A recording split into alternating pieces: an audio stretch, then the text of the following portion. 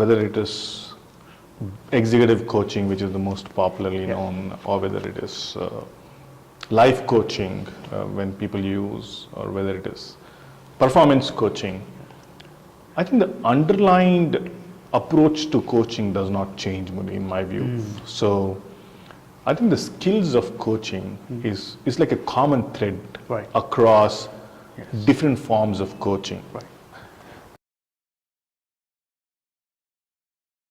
In my experience, the way I have coined as a, let's say, a career coach is, if there's somebody who is young and or even a middle manager who is seeking some clarity on what should be his next role in life, very clear growth related, organization or what designation related issue, lack of clarity, then I become a career coach because I'm helping the person unveil his own requirement of what does he want to do next.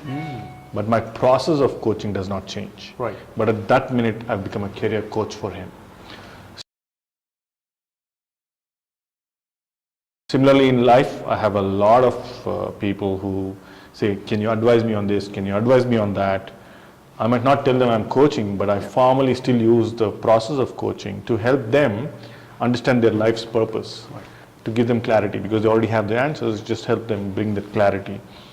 I've become a life coach there, but I need not have to formally say it's a life coach. So for me, I think it's the focus which matters.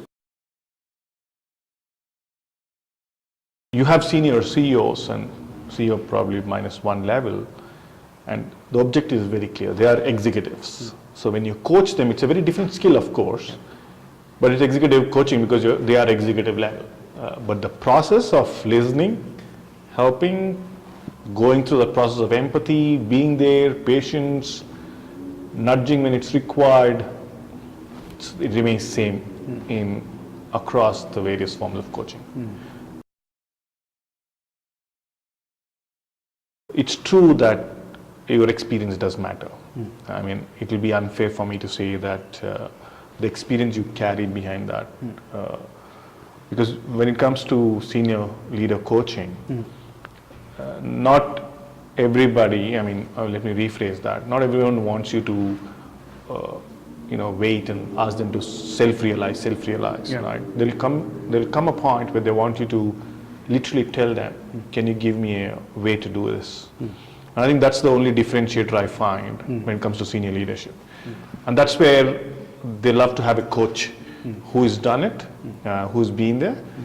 It just carries that comfort in them that he or she will be able to give me a direction. And I think that's a big difference in senior leadership coaching. The performance coaching, right? In organizations, especially at the middle manager level, I think the performance coaching takes a huge importance because it's about how do you manage somebody's performance. And that's where I think coaching as a tool, coaching as an approach can play a significant role. So if I'm going to help few people improve their performance, I become a performance coach, and I like that feeling. Absolutely. So yeah, I mean, it's how you coin it at the end of the day. And the organization where we come from together, right? Performance coaching is not a choice. It's something which every manager is expected to do. Absolutely. Lovely, right? I like that. Lovely, right? Yes. So, so it boils down to how can you follow the process and use the skills wherever you want to use.